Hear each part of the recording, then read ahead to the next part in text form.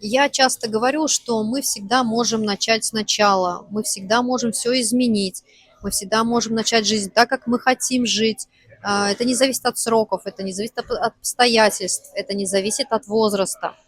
И это так оно и есть. Но это применимо лишь к вам лично. Это не применяется к отношениям, это не применяется к другому человеку.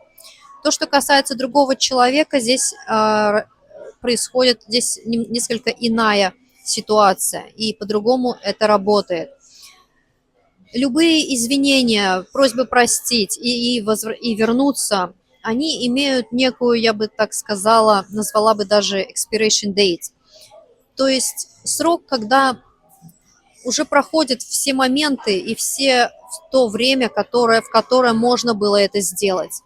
Например, люди поссорились, и человек осознает, что он сделал что-то не так, он сделал что-то, что не от себя, а от эго.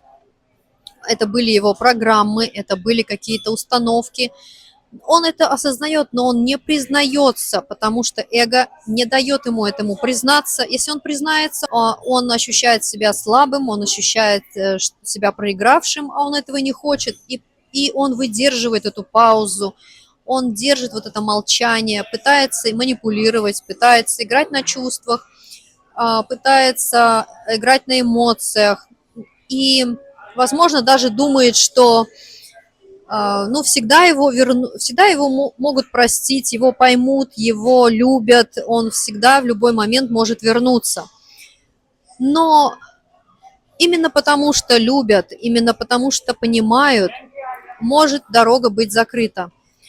Когда люди ссорятся, и один человек поступает из своего эго, его программы оказываются сильнее, чем его природа, чем его суть. Отдал свою волю, и теперь они им манипулируют, они им управляют. И когда приходит время, он хочет вернуться, но в какой-то момент он обнаруживает, что его уже не ждут.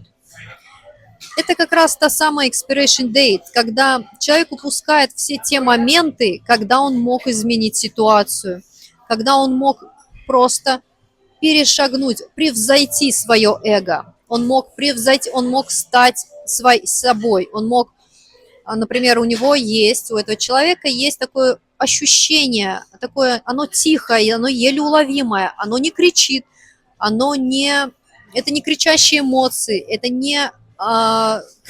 не кричащие чувства, это не страсть, взрыв, всплеск эмоций или адреналин и так далее. Это еле уловимое ощущение, оно тихое. Через это ощущение ты осознаешь, что с этим человеком тебе хорошо, спокойно, ты чувствуешь себя собой, ты настоящий. И когда вот это ощущение игнорируется, когда человек идет против себя, он тем самым упускает момент, когда он может изменить ситуацию. И вот это еле уловимое ощущение, оно и есть то настоящее, вам, которое вам говорит, вам сигналит, что идите и действуйте. Это ощущение, оно и должно быть вашим, так сказать, мотиватором, что ли, или вашим пинком, чтобы действовать, чтобы если какая-то возникла программа, и вы повелись вдруг в моменте, это нормально. Люди очень часто хватают как вирус различные программы социума, но суть в том, чтобы изобличать их и продолжать жить свою жизнь. Потому как, когда момент упущен, и человек остается в эго, это говорит о том, что он передал свою волю программам.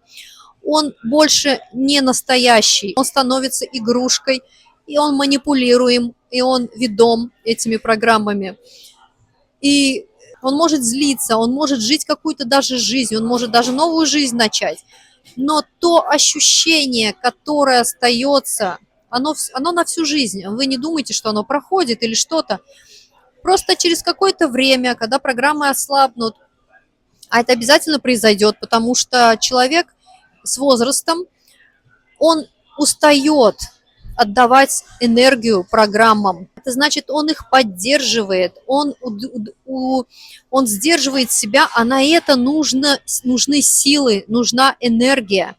И он поддерживает эти программы, он старается не смотреть, он старается не думать, он старается не делать каких-то действий, то есть он все время себя сдерживает, это все время усилия. И эти программы со временем, они перестают действовать не потому, что человек начал лучше там относиться, а потому что он устает просто энергию туда выделять. И тогда у него возникает вот это озарение или осознание. Может это произойти через 20 лет, через 30 лет, через сколько угодно. И человек просто осознает, что он сделал в своей жизни. Он отверг то, что было настоящим. И он всю жизнь пытался от этого убежать, он всю жизнь пытался с этим бороться. Но оно все время возникало как отголоски в каких-то людях, в каких-то ситуациях, и оно все время будет напоминать. И человек борется, и в конце концов он сдается, перестает бороться, и программа исчезает, либо она ослабевает. И тогда он начинает видеть, что он сделал, что он упустил. Но ничего уже, конечно, не вернуть. Но вот этот осадок и вот это ощущение ущербности, но все равно останется. И человек, он может никому не говорить об этом, он может не обсуждать этого ни с кем, но это внутри будет сидеть. И многие люди вообще живут именно так. Но это уже другая история. Суть в том, что у вас вот это есть еле уловимое ощущение, что вот этот человек, это ваш человек, вам хорошо с ним, действуйте. Все только в ваших руках.